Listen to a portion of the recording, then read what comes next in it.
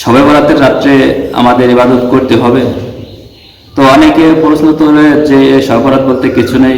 আসলে রাসূল সাল্লাল্লাহু আলাইহি ওয়াসাল্লামের হাদিস দ্বারা প্রমাণিত আছে যে এই রাত্রে ইবাদত করলে অনেক অনেক সওয়াব পাওয়া যায়, নেকি পাওয়া যায়। এই রাত্রে আল্লাহ তাআলা বান্দাদেরকে ক্ষমা করে দেওয়ার ওয়াদা করেছেন। ইবাদত করতে হবে।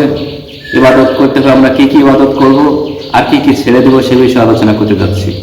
তো আমরা যে ইবাদতগুলো করব, সর্বপ্রথম আমরা নামাজ আদায় করব। নামাজ আদায় করব, এরপরে কোরআন শরীফ তেলাওয়াত করব, তাসবিহ তাহলিল পাঠ করব। অর্থাৎ সর্বোত্তম ইবাদত হচ্ছে নামাজ এবং কোরআন তেলাওয়াত এবং ইস্তিগফার, আস্তাগফিরুল্লাহ পড়া, লা হাওলা ওয়ালা কুওয়াতা ইল্লা বিল্লাহ পড়া, ছোট ছোট যে মাসনুন দোয়াগুলো আছে সেই দোয়াগুলো পাঠ করা, জিকির করা। অর্থাৎ আমি যেটা পারবো সেটা করব, না পারলে তো আর করার কিছু নেই। যেটা পারবো সেটাই করতে হবে। তবে যারা নামাজ আদায় করতে পারেন নামাজ আদায় করবেন, কোরআন তেলাওয়াত করতে পারেন তার কোরআন তেলাওয়াত করবেন।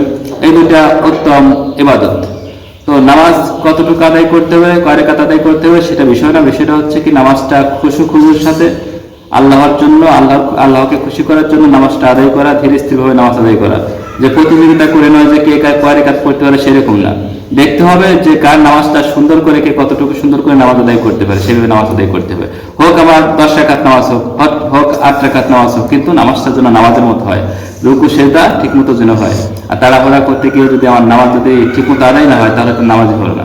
তো কোরআন তেলাওয়াত করবো, তাসবিহ তাহলিল করবো, যে ইবাদতগুলো আমরা করতে পারি সেগুলো করবো।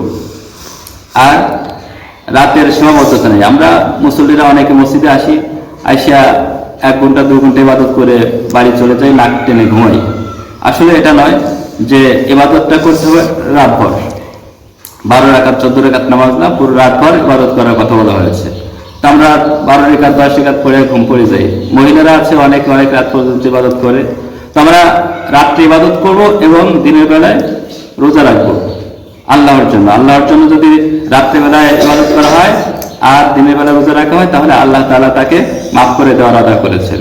দ্বিতীয়ত কথা হচ্ছে যে কি কি আমলগুলো আমরা করবো না, কোন কাজগুলো থেকে আমরা বিরত থাকবো।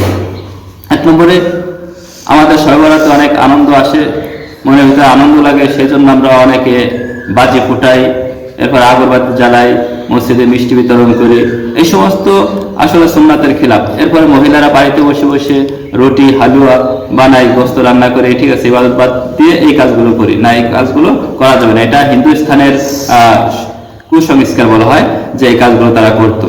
আমাদের রাসূল সাল্লাল্লাহু আলাইহি ওয়াসাল্লাম বলেছেন, তোমরা এই রাত্রে যখন সূর্যটা ডুবে যাবে, সূর্য ডুবার পর থেকে নিয়ে শুভেচ্ছা থেকে রাত পর্যন্ত তোমরা আল্লাহর কাছে ক্ষমা চাও, আল্লাহর কাছে চাও, যা প্রয়োজন আল্লাহর কাছে চেয়ে নাও।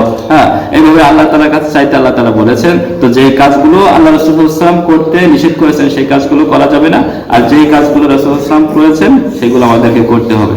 তো আমরা জানতে পারলাম যে কি কাজগুলো আমরা করবো না এবং কিগুলো করতে হবে। আল্লাহ পাক রব্বুল আলামিন আমাদেরকে আমল করার তৌফিক দান করুন।